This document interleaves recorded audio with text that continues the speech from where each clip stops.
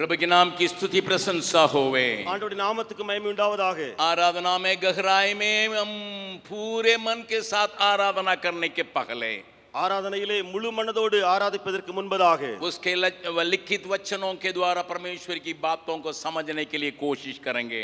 அவரால் எழுதி கொடுக்கப்பட்ட வசனங்கள் மூலமாய் அவரை அறிந்து கொள்ள முயற்சி எடுப்போமாக. परमेश्वर की मनसा को मान के जान के आराधना करना हमारे लिए सुभामान्य है। தேவனுடைய மனநிலையை அறிந்து உணர்ந்து ஆராதிப்பது நமக்கு பாக்கியமா இருக்கும். मैं दो घटनाओं को आपके सामने पहले लाने के लिए चाहता हूं। நான் ரெண்டு சம்பவங்களை முதலாவது உங்கள் முன்பு வைக்க விரும்புகிறேன். दोनों लगभग एक ही प्रकार दिखाई पड़ता है। ரெண்டுமே ஒன்று போல காணப்படுகிறது. परमेश्वर दोनों जन के साथ अलग अलग बर्ताव करते हुए पहले मैं दिखाने के लिए चाहता हूं। தேவனாய் கர்த்தர் ரெண்டு பேரோடு கூட தனிப்பட்ட அதாவது வித்தியாசமான முறையிலே ஈடுபடுகிறதை நான் காண்பிப்பேன். जब मैं इस बात को आपके सामने लाऊंगा, நான் இந்த காரியத்தை உங்கள் முன்பு கொண்டு வருவேன். आपके मन में एक प्रश्न उठने का संभावना है। உங்கள் மனதிலே ஒரு கேள்வி எழும்ப வாய்ப்பு உண்டு. क्या परमेश्वर पक्षपात करने वाला है? என்ன தேவன் பட்சபாதம் உள்ளவரோ? क्या अलग अलग व्यक्ति के साथ अलग अलग बर्ताव क्यों करता है? வேறு வேறு ஜனத்தோடு வேறு வேறு விதமாய் தேவன் ஏன் ஈடுபடுகிறார்? जबकि समस्या एक ही है ஆனால் பிரச்சனை ஒன்றே இருக்கும்போது और उनका हालत एक ही है, அவருடைய நிலைமைகளும் ஒன்றாய் இருக்கிறது. फिर क्यों परमेश्वर अलग अलग बर्ताव करता करके आपके मन में एक महान प्रश्न उठता होगा? அப்படி என்றால் தேவனாய கர்த்தர் அப்படிப்பட்ட நபர்களோடு கூட ஏன் வேறு விதமாய் ஈடுபடுகிறார் என்று சொல்லி உங்களுடைய மனதில் ஒரு பெரிய கேள்வி எழும்பலாம். उस प्रश्न का अगर जवाब मिल जाएगा, அந்த கேள்விக்கு பதில் கிடைத்து விட்டால் हम न केवल परमेश्वर में बढ़ेंगे, நாம் தேவனுக்குள் வளருவது மாத்திரமல்ல, परमेश्वर को बलि बांति हम समझ सकेंगे। தேவனை மிக நன்றாய் அறிந்து கொள்வோம். इसलिए मैं इन बातों को आपके सामने लाने के लिए चाहता हूं। ஆகையினால் நான் இந்த காரியத்தை உங்கள் முன்பு வைக்க விரும்புகிறேன். पहले आप मेरे साथ खोलिएगा, முதலாவது என்னோடு கூட திறவுங்கள். उत्पत्ति का 18 अध्याय को खोलिएगा। ஆதியாகமம் 18வது அதிகாரத்தை திறவுங்கள். इस अध्याय के बारे में आप जानकारी रखते होंगे। இந்த அதிகாரத்தை குறித்து நீங்கள் அறிந்து வைத்திருக்கலாம். अब्राहम वहां पर दोपहर का समय तंबू के पास बैठा है। அங்கே ஆபிரகாம் என்பவன் உஷ்ண வேளையிலே கூடார வாசலிலே உட்கார்ந்திருக்கிறான். और 3 पुरुष उसके ओर बढ़ रहे हैं। அங்கே 3 புருஷர்கள் அவனை நோக்கி வருகிறார்கள். उनको जाके वो स्वागत करता है, जबरदस्ती करता और उनका पहनाई करता है। அவன் அங்கே போய் அவர்களை வரவேற்கிறான், வேண்டிக் கொள்கிறான், அப்படியே வீட்டுக்கு வரும்படி அவனுக்கு உபசரிப்பு செய்கிறான். इनको खाना खिलाने के लिए प्रबंध करता है, அவர்களுக்கு உணவு வகைகளை ஆயத்தப்படுத்துகிறான். आराम दे के वे निकलने के समय में அவர்கள் இளைப்பாரி புறப்பட்டு போகிற வேளையிலே वहां पर एक महान कार्य होता है। அங்கே ஒரு பெரிய காரியம் நடக்கிறது. वहां पर इब्राहिम और साराई हैं। அங்கே ஆபிரகாம் சாரா இருக்கிறார்கள். और इब्राहिम का भी उम्र लगभग 99 हो गया। ஆபிரகாமுக்கு வயது கிட்டத்தட்ட 99 ஆகிறது. उसी प्रकार सारा भी बहुत बुढ़ी हो गई। அப்படியே சாராளும் கூட அதிக வயதாகி விட்டாள். उनका शरीर का ताकत खत्म हो गया। அவர்களுடைய சரீர பலன் அற்று போயிருக்கிறது. और परमेश्वर के दिए हुए वायदा पूरा होने का कोई उम्मीद दिखाई नहीं पड़ रहा है। அதோடு தேவனால் வழங்கப்பட்ட வாக்குத்தத்தம் நிறைவேறுவதற்கு எந்த ஒரு வாய்ப்புமே தென்படவில்லை. जबकि प्रभु ने उनसे पहले कहा था 17वां अध्याय में, 17வது அதிகாரத்திலே தேவனாய கர்த்தர் முன்னமே சொல்லி இருந்தார். उस वचन को देखेंगे, ये उत्पत्ति उसका 17 अध्याय का 19वां पद। அந்த वचनத்தை பார்க்கலாம். ஆதியாகமம் 17வது அதிகாரம் 19வது वचனம். तब परमेश्वर ने कहा, निश्चय तेरी पत्नी सारा के तुझसे एक पुत्र उत्पन्न होगा और तू उसका नाम ईसाक रखना। அப்பொழுது தேவன் உன் மனைவியாகிய சாராள் நிச்சயமாய் உனக்கு ஒரு குமாரனை பெறுவாள், அவனுக்கு ஈசாக் என்று பெயரிடுவாயாக. यहाँ पर परमेश्वर उससे 99 उम्र जब हो गया था उस समय इस बात को याद दिलाता है। இங்கே தேவனாய கர்த்தர் ஆபிரகாமுக்கு வயது 99 ஆகும் பொழுது இந்த வாக்குத்தத்தத்தை ஞாபகமூட்டுகிறார். क्योंकि 17 अध्याय का पहले पद में ये बात को पाते हैं। ஏனென்றால் 17வது அதிகாரம் 1வது வசனத்திலேயே இதை நாம் பார்க்கிறோம். और वहां पर 17वां पद में हम उसमें पढ़ते हैं, நீங்கள் 17ஆம் வசனத்திலே இப்படி வாசிக்கிறீர்கள். अब्राहम जब परमेश्वर की बातों को सुनने लगा, ஆபிரகாம் தேவன் சொன்ன வார்த்தைகளை கேட்டபோது वो हसरा करके 17वां पद में लिखा है, 17 अध्याय का 17वां पद में 17ஆம் அதிகாரம் 17வது வசனத்தில் எழுதப்பட்டிருக்கிறது, ஆபிரகாம் விழுந்து நகைத்தான். इतना जबरदस्ती के साथ हंसता है। அவனுடைய நகைப்பை பாருங்கள், எவ்வளவு பெரிய நகைப்பு. तब इब्राहिम मुंह के बल गिर पड़ा और हंसा। அப்பொழுது ஆபிரகாம் முகங்குப்புற விழுந்து நகைத்து, इतना उसको मजाक सुनाई पड़ रहा है, அவனுக்கு கேலி கிண்டல் போலவே தருகிறது. कोई संभव नहीं है, இது நடக்காத காரியம். शरीर का ताकत खत्म, சரீர பலன் அற்று போயிற்று. और ये कैसा पूरा होगा करके उसके अंदर भी एक डगमगाने की भावना पाई जाती है। இது எப்படி நடக்கக்கூடும் என்று சொல்லி அவனுக்குள்ளேயும் ஒரு தடுமாற்ற உணர்வு. 18 अध्याय में उसी बात को परमेश्वर दोहराता है। 18வது அதிகாரத்திலே அதே காரியத்தை தேவன் திரும்ப சொல்லுகிறார். जब मैं अगले बार वसंत ऋतु में आऊंगा, நான் ஒரு வசந்த காலத்திலே இப்படி வரும் பொழுது तुम्हारी पत्नी साराई के पास एक बेटा होगा। உன்னுடைய மனைவி சாராளிடத்திலே ஒரு குமாரன் இருப்பான். अभी इब्राहिम हंस नहीं रहा है, இப்பொழுது ஆபிரகாம் நகைக்கவில்லை, अभी साराई हंस रही है। ஆனால் சாராள் நகைக்கிறாள். लेकिन इब्राहिम का हंसी को आप बाहर एक्सप्रेशन के साथ देख सकते हैं। ஆனால் ஆபிரகாமுடைய நகைப்பை வெளியிலே ஒரு காரியத்தோடு கூட பார்க்க முடியாது. उसको हंसने की बातों को आप देखते हैं कि मुंह के बल गिर के जोर जोर से हंसता है। அவனுடைய சிரிப்பை நகைப்பை பாருங்கள், முகங்குப்புற விழுந்து அவன் அதிகமாய் நகைக்கிறான். लेकिन सारा मन में हंस रही है, ஆனால் சாராள் இங்கேயோ மனதுக்குள்ளே நகைக்கிறாள். वो सामने भी खड़ी नहीं है, அவள் முன்னே கூட நிற்கவில்லை, वो तंबू में है। அவள் இருக்கிறது கூடாரத்துக்குள்ளே. प्रभु के नाम की स्तुति महिमा होवे। தேவ நாமத்துக்கு மகிமை உண்டாவதாக. उसके अंदर भी वही विचार चले आ रहा है, அவளுக்குள்ளேயும் அதே எண்ணம் தான் வருகிறது. अभी बुढ़ी हो गई, நான் கிழவியா இருக்கிறேன், उम्मीद के लिए 1% का भी वहां जगह नहीं है, இப்பொழுது 1% கூட அது நடக்கும் என்று சாத்தியமல்ல. इसलिए मनोमन में हंस रही है। ஆகையினாலே அவள் மனதிலே நகைத்தாள். प्रभु कहता है क्यों साराई हंस रही है। தேவன் கேட்கிறார், ஏன் சாராள் நகைத்தாய் என்று. इस घटना को हम अच्छी तरह से जानते हैं, இந்த சம்பவத்தை நன்றாய் நாம் அறிந்திருக்கிறோம். लेकिन वहां पर दो बातों को मैं दिखाने के लिए चाहता हूं। ஆனால் அங்கே ரெண்டு காரியத்தை நான் சொல்ல விரும்புகிறேன். परमेश्वर उसको याद दिलाने के लिए चाहता है। தேவன் அவனுக்கு ஞாபகம் ஊட்ட விரும்புகிறார். 18 अध्याय का 14 पद को पढ़िएगा। 18வது அதிகாரம் 14ஆம் வசனத்தை வாசியுங்கள். 18 अध्याय का 14 पद, 18 14 वहां पर परमेश्वर खुद कहता है, அங்கே தேவனாகவே சொல்லுகிற காரியம், क्या यहोवा के लिए कोई काम कठिन है। கர்த்தரால் ஆகாத காரியம் உண்டோ? प्रभु के नाम की स्तुति प्रशंसा होवे। தேவ நாமத்துக்கு மகிமை உண்டாவதாக. इस बात को परमेश्वर खुद कहता है, தேவனே இந்த காரியத்தை சொல்லுகிறார். क्या तुम मेरे सामर्थ पर विश्वास नहीं कर पाती है? நீ என்னுடைய வல்லமையின் மேல் விசுவாசம் வைக்க முடியாமல் இருக்கிறாயோ? क्या तुम हमारी शक्ति के शक करती है? உன்னுடைய பலத்தின் மேல் சந்தேகப்படுகிறாயோ? क्या तुम वातावरण को ही केवल देखती है? என்ன நீ வெறுமனே சூழ்நிலையை மட்டும் பார்க்கிறாயோ? केवल अपनी ताकत को ही देखती है, உன்னுடைய சொந்த பலத்தையே பார்க்கிறாயோ? अपने आदमी का हालत को देखती है, உன்னுடைய புருஷனுடைய நிலைமையை பார்க்கிறாயோ? इन सारी बातों से बढ़कर मैं काम करने वाला हूं करके उसको परमेश्वर याद दिलाता है। இந்த எல்லா காரியங்களையும் தாண்டி நான் கிரியை செய்யக்கூடியவன் என்று சொல்லி தேவன் அவனுக்கு நினைப்பூட்டுகிறார். उस बात के चलते तुम हंस रही है, அந்த காரியத்தினாலே நிமித்தம் நீ நகைக்கிறாய். इसका मतलब परमेश्वर उसको दिखाने के लिए चाहता है, ஆகையினாலே தேவன் அங்கே காண்பிக்க விரும்புகிறார். मेरी बातों पर तुम्हें ना तो विश्वास है,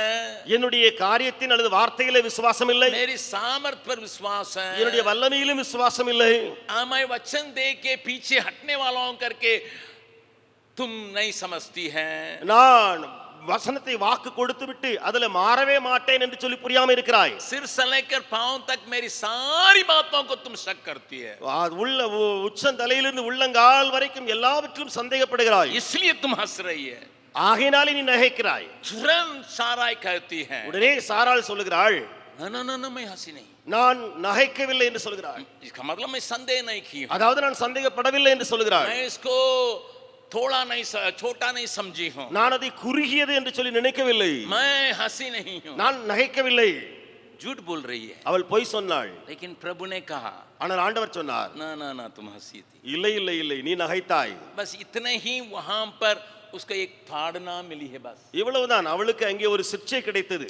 मैं यहाँ पर बतलाने के लिए चाहता हूँ, நான் இங்கே சொல்ல விரும்புகிறேன், जब परमेश्वर में बार कुछ बातों को याद दिलाने के लिए चाहता है, ஒருவேளை தேவன் நமக்கு காரியங்களை திரும்ப திரும்ப நினைப்பூட்ட விரும்பினார், जब परमेश्वर दिया हुआ हमारे लिए दी हुई वायदाओं को हम शक करने के समय हमें थोड़ा सा टोकने के लिए चाहता है, நாம் தேவனால் கொடுக்கப்பட்ட வாக்குத்தத்த வசனங்கள் மேலே சந்தேகப்படும் பொழுது கொஞ்சம் அவர் நம்மை சிட்சிக்க விரும்பும்போது काफी है हमारे विश्वास को जगाने के लिए, அதுவே நமக்கு போதும் நம்முடைய விசுவாசத்தை திரும்ப வளர்க்க.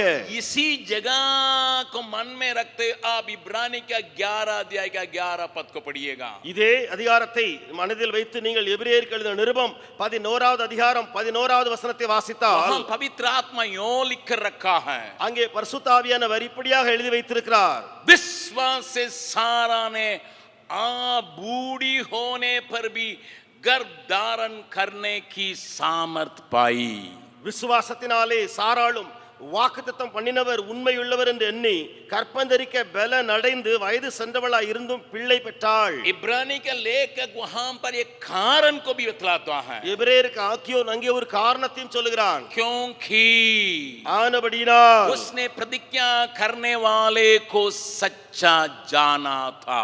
அவள் வாக்குத்தத்தம் பண்ணினவர் உண்மை உள்ளவர் என்று எண்ணினாள். आखिरी वक्त में, கடைசியிலே, बिल्कुल आखिरी जगह में, அவளுடைய கடைசி காலகட்டத்திலே, जब उसकी सारी बातें खत्म हो चुकी थी, அவளுடைய எல்லா காரியங்களும் முடிந்து போகிற நிலைமையிலே कोई उम्मीद के लिए जगह नहीं रही, எந்த நம்பிக்கைக்கும் இடமே இல்லை, उसके दिल में जरा सा भी विश्वास करने के लिए कोई मौका ही नहीं रहा. அவளுடைய உள்ளத்திலே கொஞ்சம் கூட விசுவாசிக்க எந்த வாய்ப்புமே இல்லை. जब परमेश्वर ने उसको उसकी गलती को थोड़ा सा दिखाया, அவளுடைய தவறை தேவன் கொஞ்சம் காண்பித்த போது, थोड़ा सा दिखाया, கொஞ்சம் தான் காண்பித்தார். सुनो तुम भीतरी हंसी, मैं भीतरी ये बातों को भी जानता हूं. பார் பார், நீ உள்ளே நகைத்தாய், நான் இருதயத்தின் காரியங்களையும் அறிந்திருக்கிற தேவன். तुम्हारे आदमी के समान तुम गिर के हंसी नहीं है, உன்னுடைய புருஷனை போல நீ விழுந்து விழுந்து நகைக்கவில்லை, केवल दिल में हंसी थी, நீயோ இருதயத்திலே நகைத்தாய். परंतु मैं उसको पहचान रहा हूं, ஆனால் நான் அதை அறிந்து விட்டேன், मैं समझ रहा हूं, நான் புரிந்து விட்டேன், तुम्हारे विश्वास की कमी को समझ रहा हूं, உன்னுடைய விசுவாச குறைவை அறிந்து கொண்டு, क्योंकि तुमने इस प्रकार की बातों को सुनी नहीं है, ஏனென்றால் இப்படிப்பட்ட காரியங்கள் இதுவரை கேள்விப்படாதவள், इस प्रकार की बातों को देखी नहीं है, இப்படிப்பட்ட காரியங்களை கண்ணாலே காணாதவள். ये संभव है, இது நடக்கும். लेकिन अभी ஆனால் இப்பொழுது मैं जब तेरी दिल की बात को कह रहा हूं, நான் உன்னுடைய உள்ளத்தின் காரியத்தை சொல்லுகிறேனே, अब तो विश्वास कर. அப்பொழுது விசுவாசம் வை. इसी जगह में ही यहाँ इब्रानी का 11 अध्याय का 11 पद पूरा होता है. இதே இடத்தில் தான் எபிரேயர் அங்கே 11 நிறைவேறுகிறது.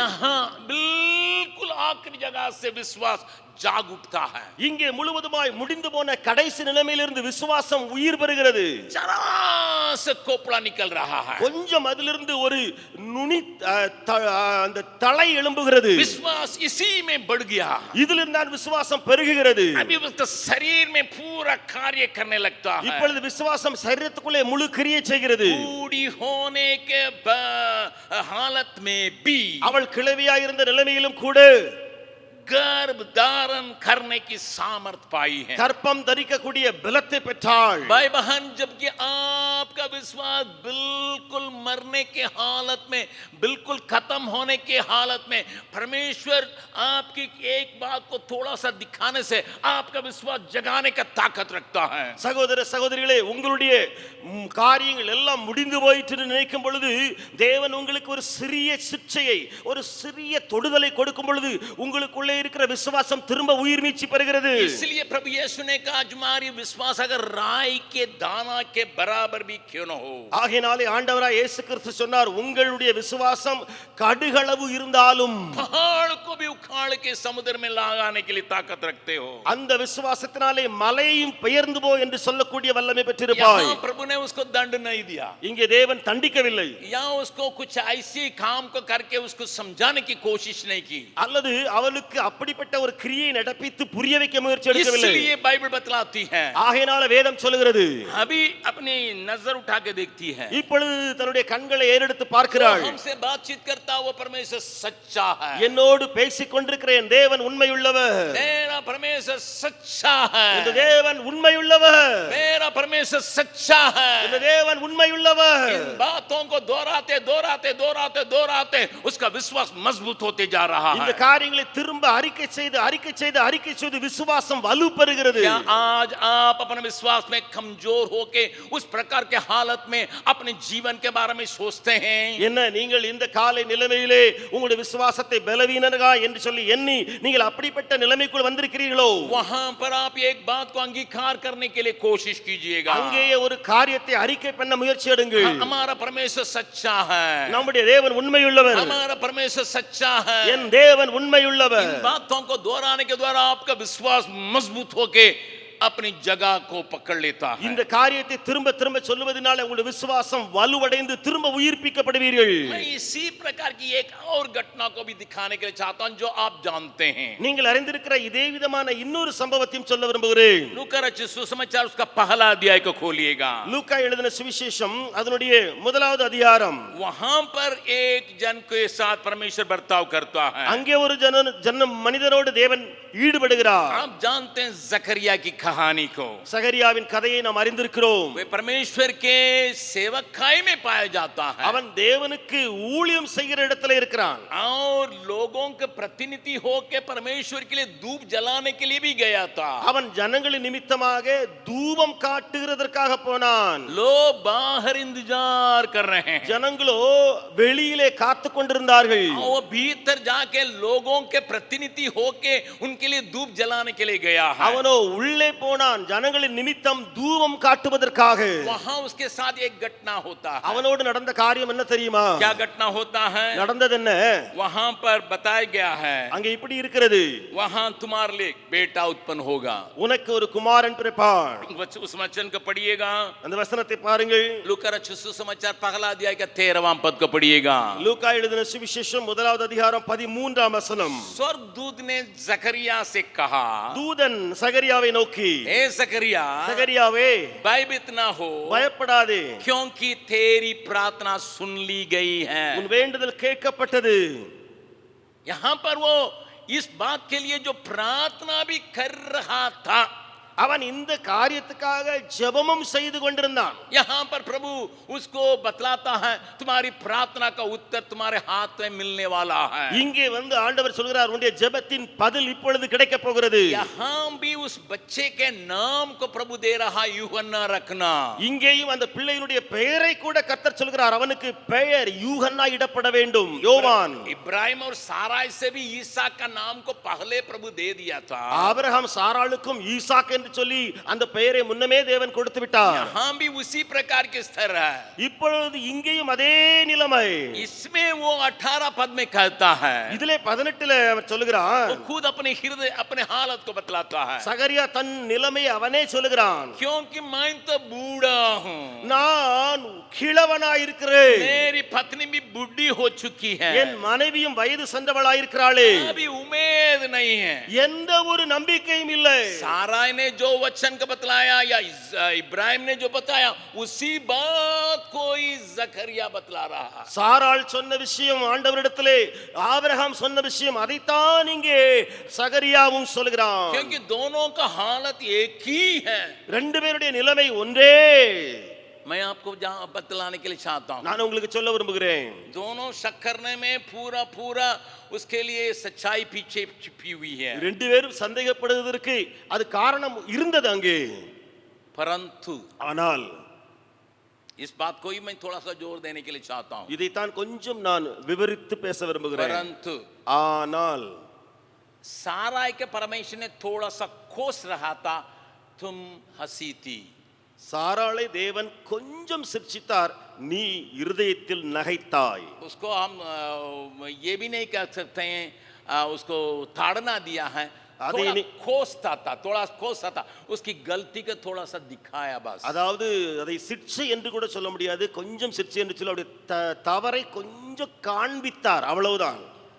तुम हंसी थी, நீ சிரிச்சாய் அல்லது நகைத்தாய், मैं इसको जानता हूँ, நான் அதை அறிந்திருக்கிறேன். परंतु मैं जब बोलता हूँ तो उसको मानने के लिए क्यों तैयार नहीं होता? ஆனா நான் சொல்லுகிறதை நீ ஏன் ஏற்றுக்கொள்ள முன்வரவில்லை? बस इतने ही में परमेश्वर उसके साथ समाप्त कर दिया। இதோடு கூட தேவன் அந்த சாராளோடு பேச்சு முடித்து விட்டார். परंतु यहाँ जकरिया के पास ஆனால் இங்கே சகரியாவிடம் प्रभु कहता है, ஆண்டவர் சொல்லுகிறார், प्रभु का दूत कहता है, அல்லது தேவதூதன் சொல்லுகிறார், मेरी बातों पर विश्वास नहीं किया है, நீ என்னுடைய வார்த்தைகளை விசுவாசியாதபடியினால் इसलिए उस बच्चा होने समय तक तुम गूंगा रहोगे। அந்த பிள்ளை பிறக்கும் வரைக்கும் நீ பேசக்கூடாமல் ஊமையாயிருப்பாய். एक ही बात को दोनों बतलाते थे, ரெண்டு காரியத்தை ஒரே காரியத்தை ரெண்டு பேரும் சொன்னாங்க. दोनों का हालत एक ही रहा, ரெண்டு குடும்பத்தில நிலைமை ஒன்றே, दोनों का कारण भी एक ही रहा, ரெண்டு பேருடைய காரணமும் ஒன்றே.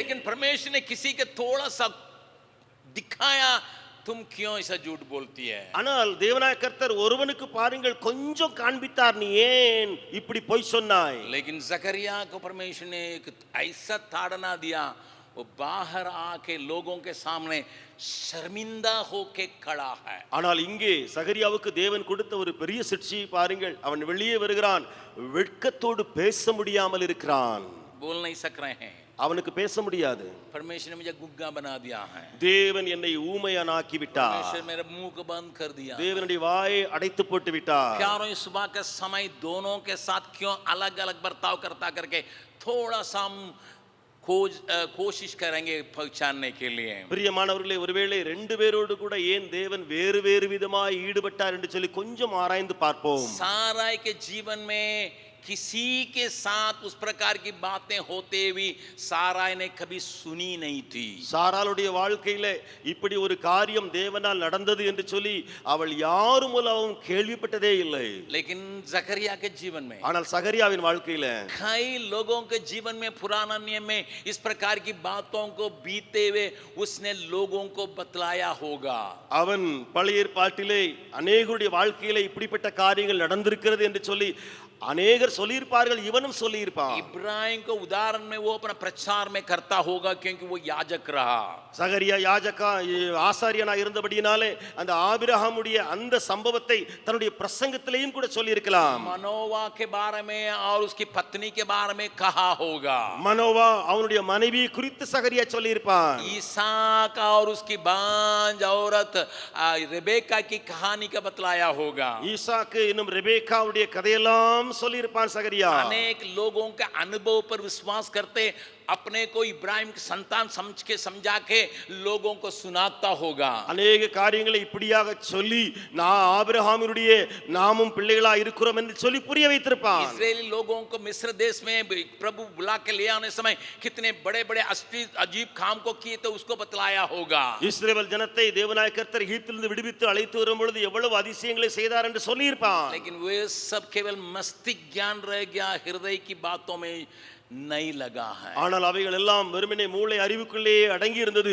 இருதயத்துக்குள் உரைக்கவில்லை. पढ़ा था, அவன் வாசித்திருந்தான். जरूर लोगों का प्रतिनिधि होके वो आराधना करने के लिए जाने वाला था। அவன் ஜனங்களுக்கு பிரதிநிதியாக ஆராதனை செய்யக்கூடிய அளவுக்கு போகக்கூடியவனாயிருந்தான். लेकिन अपनी प्रार्थना का उत्तर मिलेगा करके विश्वास नहीं कर सका। ஆனா என்னுடைய ஜெபத்துக்கு பதில் கிடைக்குமா என்று சொல்லி விசுவாசிக்கவில்லை. प्रभु के नाम की स्तुति महिमा होवे। தேவ நாமத்துக்கு மகிமை உண்டாவதாக. परमेश्वर हमसे अलग बर्ताव करता होगा। தேவன் நம்மிடத்திலே உங்களிடத்திலே வேறு விதமாய் ஈடுபட்டு கொண்டிருக்கலாம். कभी कभी बहुत साधारण लोगों के साथ अपने को तुलना करके समझने के लिए कोशिश करते होंगे, उसको परमेश्वर ने उससे बारी गलती किया क्यों नहीं किया, लेकिन मेरे साथ क्यों इतना कठिन बर्ताव करता करके हमारे अंदर एक प्रश्न परमेश्वर के प्रति लाने के लिए शत्रु कोशिश करता होगा। நம்மை காட்டிலும் சாதாரணமான ஒருவனாய் இருக்கலாம், சாதாரணமான ஜனமானாய் இருக்கலாம், பெரிய தவறு செய்தவன், ஆனால் அவர்களோடு கூட தேவன் இப்படி இடைபெற்றிருக்கிறார், என்னோடு ஏன் இப்படி பயங்கரமாய் இடைபெடுகிறார்? मैंने थोड़ा सा गलती किया, நான் செய்தது ஒரு சிறிய தவறல்லவோ, क्यों परमेश्वर मेरे साथ इतना जबरदस्ती करता है? ஆனால்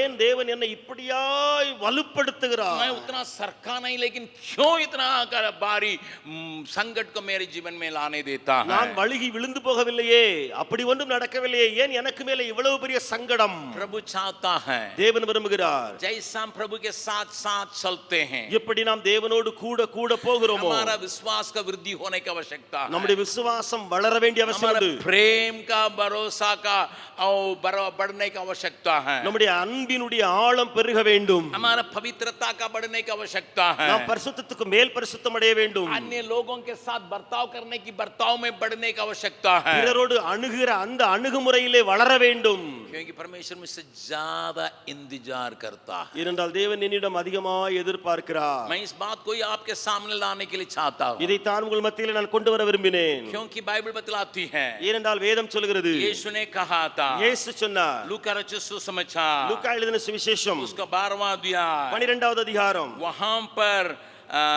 47 और 48 पद का पहला भाग को पढ़ेंगे. 47 48 வசனத்தினுடைய முதல் பகுதியை நாம் பார்க்கலாம். लूका रचित सुसमाचार 12 अध्याय का 47 और 48 पद का पहला भाग को पढ़ रहा हूं. லூக்கா எழுதின சுவிசேஷம் 12வது அதிகாரம் 47 48 முதல் பகுதி. और वो दास जो अपने स्वामी की इच्छा जानता था और तैयार न रहा और न उसकी इच्छा के अनुसार चला, बहुत मार खाएगा.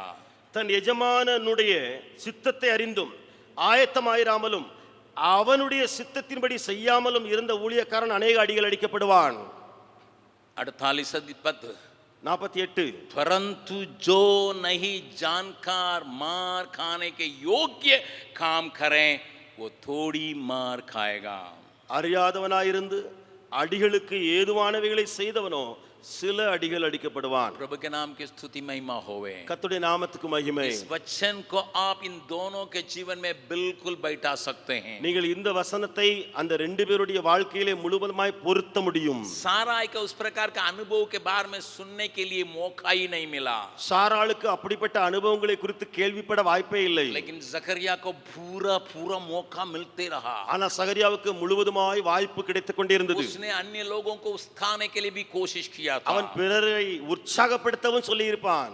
परंतु परमेश्वर उससे ज्यादा इंतजार करता है. ஆனால் தேவனோ அவனிடத்திலே அதிகமாய் எதிர்பார்த்தார். परमेश्वर ज्यादा इंतजार करता है. தேவன் அதிகமாய் எதிர்பார்க்கிறார். यहाँ एक व्यक्ति है, இங்கே ஒரு மனுஷன் இருக்கிறான், अच्छी तरह से जानता है. நன்றாய் அறிந்து வைத்தவன். जैसा 47 पद में पढ़ते हैं, எப்படி 47 வாசித்தோமோ जानता है, அறிந்தவன், उसके अनुसार करने के लिए उसको मालूम है. அதன்படி செய்ய அவனுக்கு தெரியும். लेकिन यहाँ एक नहीं जानते हैं. ஆனால் இங்கே ஒருவன் அவனுக்கு தெரியாது. परंतु मार खाने योग्य काम किया है. ஆனால் அடிகளுக்கு ஏதுவானவைகளை அவனும் செய்தான். परमेश्वर की बातों को टट्टा करने की विचार उसके दिल में भी पाया जाता था. தேவனுடைய காரியங்களை நகைக்கக்கூடிய கேலி பண்ணக்கூடிய எண்ணம் இவனுக்குள்ளேயும் இருந்தது. थोड़ा सा उसके गलती को दिखा के परमेश्वर ने छोड़ दिया. ஆனால் கொஞ்சம் அவனுடைய தவறை சொல்லி காட்டி தேவன் விட்டு लेकिन விட்டார். दूसरे के साथ परमेश्वर ने केवल दिखाया, ஆனால் இவனோடு கூட தேவன் காண்பித்தது மாத்திரமல்ல, लोगों के सामने भी दिखला दिया. இது ஜனங்களுக்கு முன்பதாகவும் நிரூபித்து விட்டார். सवेरे आपके दिल में एक प्रकार का संघर्ष रहता होगा. இந்த காலவெளியில உங்களுடைய உள்ளத்துல ஒரு விதமான போராட்டம் வந்திருக்கலாம். क्यों परमेश्वर ने मुझे उस जगह में खड़ा किया? ஏன் தேவன் அந்த இடத்துல கொண்டு என்ன வச்சிருக்காரு? प्रभु से कहिएगा, ஆண்டவரிடத்துல சொல்லுங்க, प्रभु मैं ज्यादा जानता हूँ, ஆண்டவரே நான் அதிகமாய் அறிந்தவன், इसके बाद भी அப்படி இருந்தும் मैं तेरी बातों पर विश्वास करने के लिए तैयार नहीं रहने की वजह से, உம்முடைய வார்த்தைகளை விசுவாசம் வைக்காமல் இருந்ததினால, और तू हमें कस के उसी रास्ता में चलने के लिए उस अद्भुत काम को देखने की जगह पर ले जाता है. என்னை பிழிந்து எடுத்து அப்படிப்பட்ட உபத்திரவத்தின் பாதைக்குள்ளாய் எடுத்து செல்கிறீரே. लेकिन परमेश्वर की दया को थोड़ा देखिएगा. ஆனா தேவனுடைய இரக்கத்தை கொஞ்சம் பாருங்கள். वो अपनी प्रॉमिस में पीछे नहीं हटा. தேவன் தன்னுடைய வாக்குத்தத்தத்திலே பின்னோக்கவில்லை. बेटा होगा, மகன் பிறப்பான், उसका यूहन्ना नाम रखना, அவனுக்கு பெயர் யோவான், वो एलिया के बल के साथ चलेगा, எலியாவின் ஆவி உடையவனாயிருப்பான், एलिया के जैसा देश को हिलाएगा, எலியாவை போல தேசத்தை அசைப்பான். इसमें जरा सा भी पीछे नहीं हटा. அதுல எந்த விதத்திலும் தேவன் பின்வாங்கவில்லை. जरा सा भी पीछे नहीं हटा. தேவன் அதுல எதையும் மறைக்கவில்லை. अपने वायदा में पीछे नहीं हटा, வாக்குத்தத்தத்திலே பின்வாங்கவில்லை. परंतु अपने ताड़ना में थोड़ा सा टाइट किया. ஆனால் தன்னுடைய சிற்சையிலே தேவன் கடினமாயிருந்தார். इसलिए हिम्मत बांधिए, ஆகையால் தைரியமாயிருங்கள். शायद परमेश्वर आपका ताड़ना देता होगा. ஒருவேளை தேவன் உங்களுக்கு சிற்சை கொடுத்து परंतु கொண்டிருக்கலாம். अपने वायदा को आपके जीवन में पूरा करने के लिए वो पूरा ताकत रखता है। தேவன் தன்னுடைய வாக்குத்தத்தத்தை உங்களில் நிறைவேற்ற முழு வல்லமையுடையவர். परमेश्वर हमारे साथ बर्ताव करने पाए, தேவன் நம்மோடு கூட ஈடுபடுவாராக. परमेश्वर हमारे विश्वास को जगाने पाए। जैसा साराई के एक बात जो जरा सा दिखाई पड़ी, वहीं से परमेश्वर सच्चा करके वो देखी थी, उस प्रकार हमारे विश्वास को जगाने पाए। எப்படியாக தேவனாய கர்த்தர் அந்த சாராளுக்குள்ளே கிரியை செய்தாரோ, கொஞ்சம் தான் அவளுக்கு அங்கே தென்பட்டது தேவன் சுட்டிக்காட்ட, அதன் மூலம் அவள் அறிக்கை செய்தாள், என் தேவன் உண்மை உள்ளவர் என்று சொல்லி बिल्कुल जीरो लेवल में आ गया था, முழுவதும் ஜீரோ லெவலுக்கு போனவள், बिल्कुल जीरो लेवल में पहुंच गया था। ஜீரோ லெவலுக்கு போனாள். लेकिन वहां उसने अपनी आंखों को उठा के देखा, परमेश्वर सच्चा है, ஆனால் அங்கே இருந்து கண்களை ஏறிட்டு பார்த்து वो अपने சொன்னாள், वायदा में पीछे नहीं हट सकता है, அவர் வாக்குத்தத்தம் உண்மை உள்ளவர், अपना दिया हुआ वचन वो पीछे नहीं हट सकता है। அவர் சொன்ன வாக்கு நிறைவேறும். इस बात उसके अंदर एक जागृति को ला दिया। இந்த காரியம் அவளுக்குள்ளே ஒரு எழுப்புதலை கொண்டு வந்தது. आराधना करने के लिए आए हुए लोगों के अंदर परमेश्वर इस प्रकार की क्रिया को करने पाए। ஆராதிக்க வந்திருக்கிற உங்களுக்குள்ளே தேவன் இப்படிப்பட்ட கிரியை செய்வாராக. आपको अपने संघर्ष से बाहर निकाल के परमेश्वर सच्चा है, मेरे लिए दिए हुए बातों को पूरा करके ही रहेगा करके सोचने के विचार बढ़ने पाए। நீங்கள் அந்த போராட்டத்திலிருந்து வெளியே வந்து தேவன் உண்மையுள்ளவர், நிறைவேற்றுவார் என்ற எண்ணங்களினாலே உங்களுடைய நினைவை நிரப்புங்கள். आइए हम सब खड़े होके எல்லாரும் எழும்பி நின்று हम 361 नंबर गीत को गाते प्रभु को इस बात को सुनाएंगे। 361வது பாடலை பாடி ஆண்டவருக்கு இந்த காரியத்தை அறிக்கை செய்வோம். वहां पर ये शब्द को हम इस्तेमाल करेंगे। அங்கே இந்த வார்த்தைகளை அறிக்கை பண்ணுவோம். किस प्रकार की बातों को हम इस्तेमाल करने जा रहे हैं? எப்படிப்பட்ட காரியங்களை சொல்ல போகிறோம்? एल शदाय सर्वशक्तिमान, எல்சதாய் எல்சதாய் சர்வசக்திமான், एबनेसर एबनेसर अब तक संभाला है, எபனேசர் எபனேசர் இம்மட்டும் காத்தவர். ए प्रभु तूने मुझे ताड़ना दिया, धन्यवाद। ஆண்டவரே என்னை சிர்ச்சித்தீர், உமக்கு நன்றி. या मुझे कोसा है, धन्यवाद। எனக்கு காண்பித்தீர், உமக்கு நன்றி. मेरे बल के अनुसार, मेरे जानकारी के अनुसार, என்னுடைய அறிவின்படி, என்னுடைய தெரிந்து கொள்ளுதலின்படி, मेरी जानकारी के अनुसार, நான் அறிந்து வைத்திருக்கிறதின்படி, मेरे बल के अनुसार என்னுடைய பலத்தின்படி मुझसे बर्ताव करता है, என்னோடு கூட ஈடுபடுகிற ஆண்டவர். क्योंकि तू मुझसे ज्यादा इंतजार करता है, ஏனென்றால் நீர் என்னிலே அதிகமாக எதிர்பார்க்கிறீர். तू मुझसे ज्यादा इंतजार करता है, என்னிலே இன்னும் அதிகமாக तू எதிர்பார்க்கிறீர். मुझसे ज्यादा इंतजार करता है। என்னிலே இன்னும் அதிகமாக तेरे எதிர்பார்க்கிறீர். इंतजार के अनुसार मैं जीने पाऊं, என்னுடைய எதிர்பார்ப்பின் அடிப்படையில் நான் வாழட்டும். परंतु मैं इस बात को कभी भूल ना पाऊं, ஆனால் இதை ஒருபோதும் மறக்காமல் अपने वायदा पर पीछे नहीं हटता है। நீர் வாக்குத்தத்தத்தில் உண்மையுள்ளவர்.